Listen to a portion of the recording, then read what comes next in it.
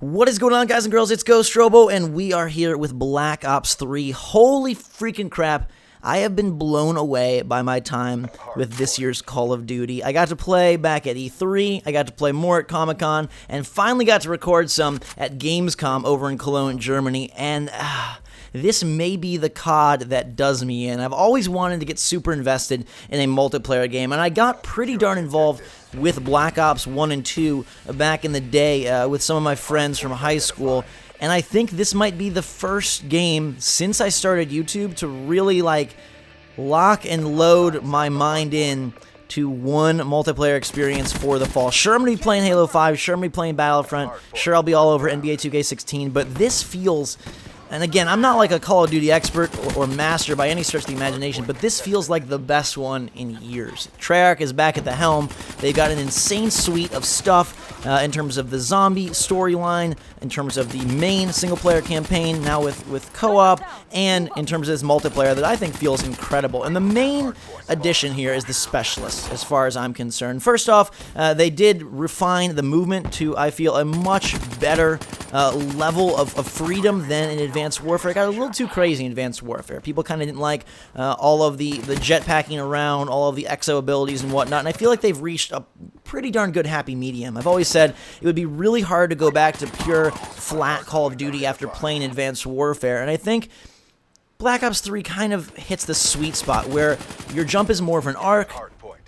You're not moving around at such crazy speeds and with such crazy maneuverability and flexibility, but you still have the option to kind of fly above the battle and gain a little bit of an advantage from a more futuristic way than you would if you were playing in World War II or something of that sort. So I don't know that going all the way back to old school Call of Duty would have been a great idea. I think this is like the best idea. But what I'm talking about that makes this game, this multiplayer, really special to me is the Specialists. This is their take on kind of the hero unit, the characters of Black Ops 3 multiplayer, where before each multiplayer round, not only will you be determining your loadout in terms of weapons, perks, and kill streaks, but you'll also be picking a Specialist. And these characters, as you can see, are defined by different silhouettes, by different models on screen. So no longer is it just generic dude, generic girl. It is, you know, one of these unique characters. I've got to play a bunch of them, not all of them, but a bunch, and they each come equipped with two special kind of like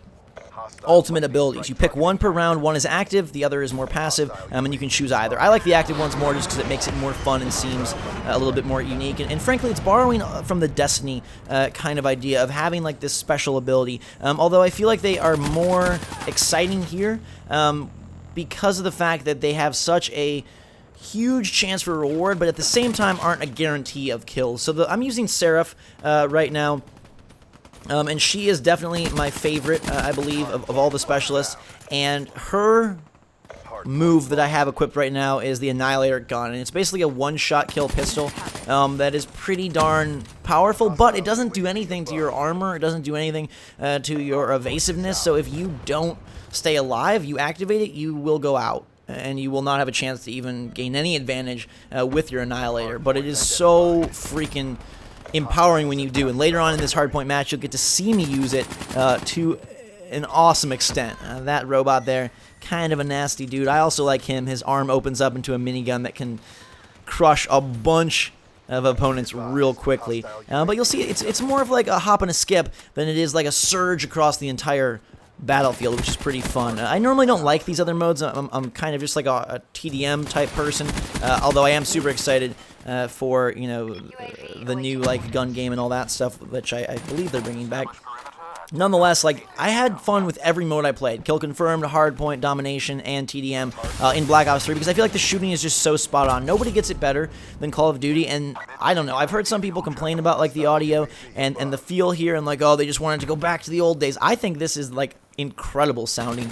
As you know, like, audio cues and sounds play a huge role in your experience with the game, especially a shooter, and I feel like the impact here is just out of this world. I wasn't even playing in an ideal environment. Like, this is in a loud show floor with headphones, and yet it still immersed me so darn well. I'm saving up my special here, so I use it at a good juncture where it's going to be of benefit and value to me as we work people on this bridge. This is the main point of contest in this map. Here's the Annihilator. You're going to get to see it in action. Let's hope I can do something with it. Missing and dying. Okay, that's a great example of how that thing doesn't necessarily power you straight to the top of the leaderboard. Although by the end of this round, I will reach the top of the leaderboard, thankfully. It's hard points, so I don't really mind the deaths. We got to just kind of go and capture these points and do our best to build our score. We do have the lead right now, getting a lot of badges. The signature Call of Duty presentation style makes you feel rewarded at every freaking turn, and I like just the whole visual flair of this game. A nice double kill there as we look to defend. And I think, like, in terms of team composition, it's interesting as well to decide, like, which specialist you're going to use. Do you want everyone to have that Annihilator pistol? Do you want some people to have the passive perk? The way that you will acquire it is over time. You'll see that the meter fills up, but the more good stuff you do in terms of acquiring points or completing objectives, you will boost that meter quicker.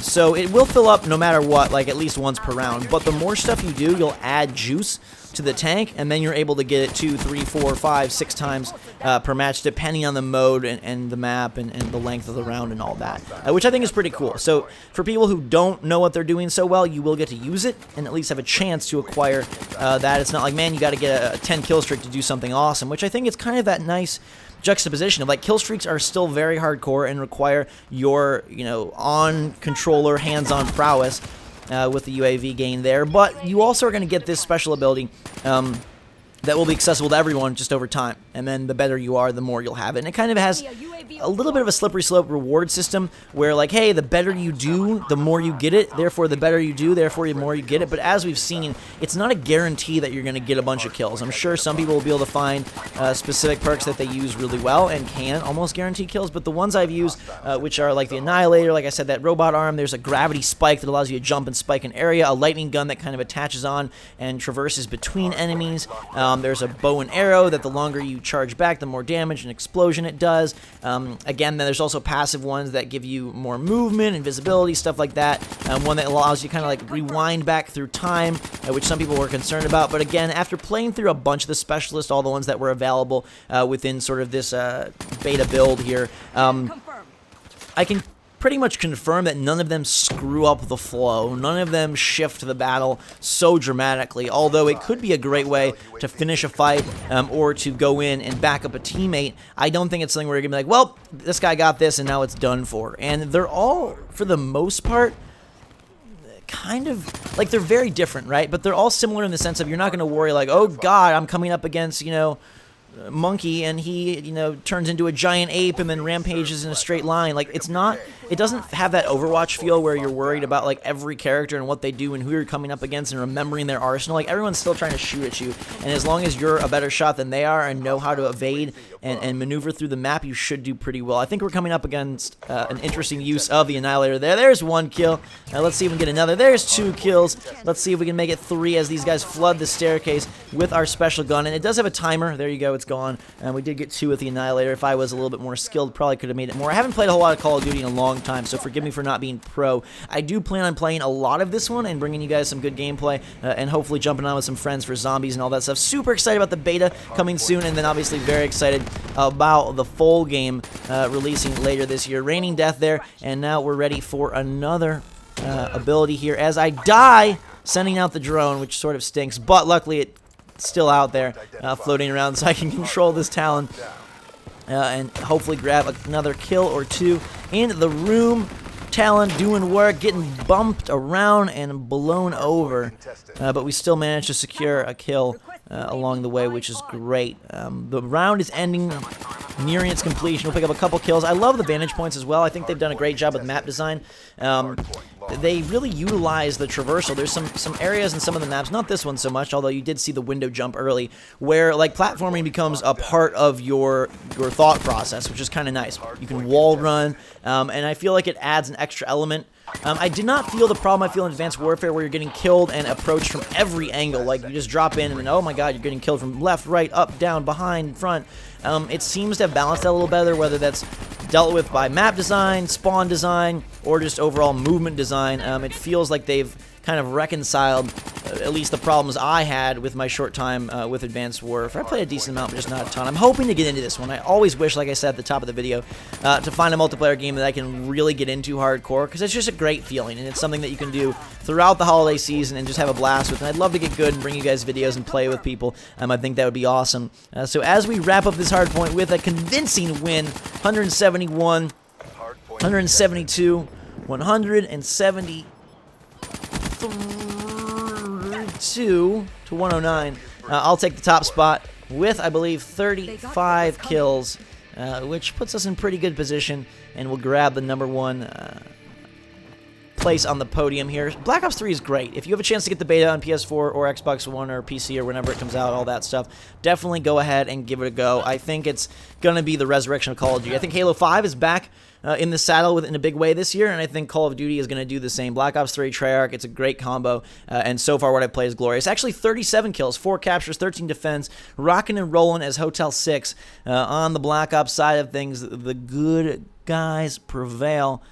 And we'll get a chance to show you a little bit of some of those specialists and kind of the loadout system before we wrap it up today. If you want to see more Black Ops, definitely hit that like button. Let me know in the comments below. I'll bring it your way. That is SERAPH with the Annihilator. There's Prophet, the Tempest, Outrider with the Sparrow, Ruin with those gravity spikes I was describing, Nomad with the Hive Gun, Reaper with the Scythe. SERAPH the Annihilator is my favorite. I also like Outrider with the Sparrow. There's passive abilities as well. You can see the pick 13 system, I believe it is here, or pick 10, pick 13.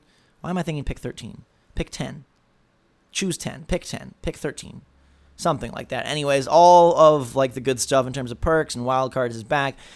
Selecting all this stuff is, I still feel, the best system, and I think the Black Ops team does it better than anybody. The Treyarch team, as compared to like Advanced Warfare, or Ghost, or Modern Warfare 3 or whatnot. So we will lock and load into another round. Here's the kill streaks. You want to get a quick glimpse at some of that stuff. Power cores, lightning strikes, rolling thunders, hellstorm missiles, care packages, and the likes. Until next time, though, guys and girls, I'll bring you more soon if you want it. Let me know. Hope you enjoyed the video and have a fantastic day. Drink so much. Until next time, guys and girls, thanks so much for watching. I love you all, and we will see you all later.